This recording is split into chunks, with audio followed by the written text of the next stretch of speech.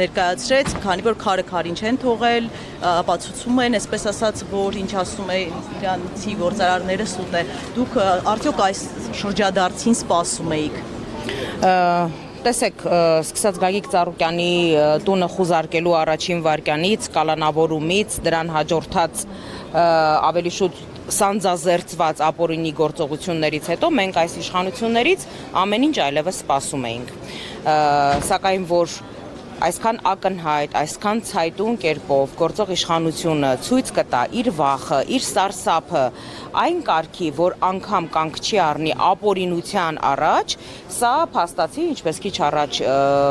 փաստաբանը ներկայացրեց, ակնհայտ ապօրինի գործողություն է, որովհետև դադարեցնել նրա փաստաբանական լիազորությունները, մեկուսացնել Երեմ Սարգսյանին Գագիկ Ծառուկյանի պաշտպանության գործով վարույթի գործի մասնակցությունից, այն պատճառով, որ նաև փաստաբանի հրապարակային հայտարարությունների, մասնագիտական վերլուծությունների արդյունքում այս հարցը ստացել է շատ մեծ հանրային հնչեղություն, իշխանությունները անգամ ակնհայտ ապօրինության առաջ կանգ չեն առնում, միայն թե ցանկացած կերպով կարողանան իրենց սարքած եւ իրենց կարած գործը Գագիկ Ծառուկյանի նկատմամբ հարուցված դատարկ մեղադրանքներով քրեական գործը ավարտին հասցնել։ Ես իհարկե հասկանում եմ, որ իշխանությունները այն կարգի են իրականության զգացողությունը կորցրել, որ այսպես իրանցիների սուտ մատնության կարելի ասել հիման վրա Գագիկ Ծառուկյանի հանդեպ մեղադրանք են ներկայացնում, գործ են հարուցում, որովհետև գեր նպատակը Գագիկ Ծառուկյանին կալանավորելն էր այդ օրերին, բայց հիմա նույն իրանցիների, այսպես ասած,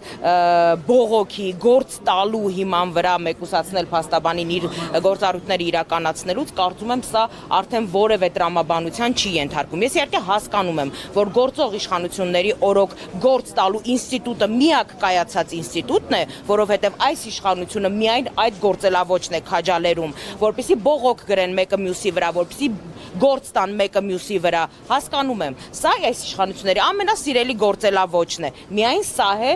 այս գործելավոճն է ողջունվում այս իշխանությունների օրոք, բայց իրոք ցավակցում եմ պարոնայք եւ տիկնայք իշխանականներ այս ամեն ինչի հետ կապված, որտեվ դուք խայտարակվում եք, եւս մեկ անգամ սրանով ցույց տվեցիք, որ դուք խայտարակվում եք, որ դուք անգրագետ եք, որ դուք չեք տիրապետում անգամ իրավական ամենանվազագույն նյուանսներին, դուք խայտարակվեցիք միջազգային սպորտային աշխարհում կապարակնքելով օլիմպիական կոմիտեն, դուք խայտարակվեցիք միջազգային ներդրողների աչքի առաջ, որովհետև բոլորը տեսան, որ Հայաստանում ինչպես են վարվում ներդրումներ իրականացնող մարդկանց հետ։ Հիմա արդեն միջազգային իրավական հանրության առաջ եք խայտարակ լինում, շարունակեք նույն տեմպերով շարունակեք խայտարակվել, ոչ մեկ ձեզ չի կանգնեցնելու այս գործընթացում, բարի երթ եմ մաղթում։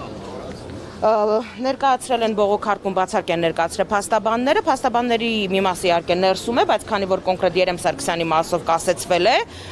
այս պահին գործընթաց տեղի չի ունենում, քիչ անց կարծում եմ, որ մեր մյուս փաստաբանները Էմինե Խաչատրյան ավելի հանգամանորեն կներկայացնեն հիմնավորումները, որովհետև Երեմ Սարգսյանը ներկայացրեց, որ առերեսումը ունի այսպես գործնական տարանջատում,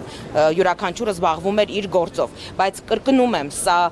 ողբերգություն է, իրավական համակարգի իրոք կարելի է ասել, որ մահկանացուն այս օրերին կնքվում է, որովհետև Իրանի քաղաքացին բողոքում է, որ Երեմ Սարգսյանը իրեն խայտարակում է Իրանում իր հրապարակային հայտարարություններով եւ ներկա է եղել այդ գործարքի կնքման ժամանակահատվածում, նա չի կարող մասնակցել եւ մեր իշխանությունները ամենայն այսպես ջանասիրությամբ, ջերմեռանդությամբ, այն որ բացահայտում են իրականացնել։ Ես ամենևին չեմ զարմանա, որ նույն իշխանություններն են կամ այն Գագիկ Ծառուկյանի նկատմամբ այս քաղաքական հաշվեհարդարը, այսպես հաշվեհարդարի հրահանգ տվող մարդիկ են նույն այս Իրանի քաղաքացուն այսպես գլխի գցել, որ կարելի է նման նախաձեռնությամբ հանդես գալ։ Ես այլևս որևէ բան չեմ բացառում։ Շարունակվում է այդպես։ Իրավիճակը նույնն է, մի մասում գույքագրում է իրականացվում, քանի աշխատակցի 10-ից ավելի ձեռնարկության գործունեություն այս պահին կասեցված է, շուրջ 10,000 մարդ այս պահին հարկադիր պարապուրդի է մատնված, առաջին օրերին, որ հայտարարել ենք այդ ձեռնարկությունների անունները, բացառապես միայն Արարատ ցեմենտն է վերագործարկվել, դա էլ այն պատճառով, որ երկրում շինարարական կոլապս էր առաջացել, պարզապես որովհետև ցեմենտի հումքի մատակարարումը չէր իրականացվում, մնացած բոլոր ձեռնարկությունների մասով որևէ դրական տեղաշարժ այս օրերին չկա։ Եղել է մղացնել միջնորդավորված Ծառուկյանը դադարեցնի քաղաքական գործունեությունը եւ սակավար։ Ես նման ինֆորմացիայի չեմ տիրապետում, բայց կարծում եմ, որ որևէ մեկը նման համարձակություն չի ունենա նման ուղերձով Գագիկ Ծառուկյանին դիմելու համար։ Գագիկ Ծառուկյանը Բարգավաճ Հայաստան կուսակցությունն է եւ սրանով ամեն ինչ ասված է։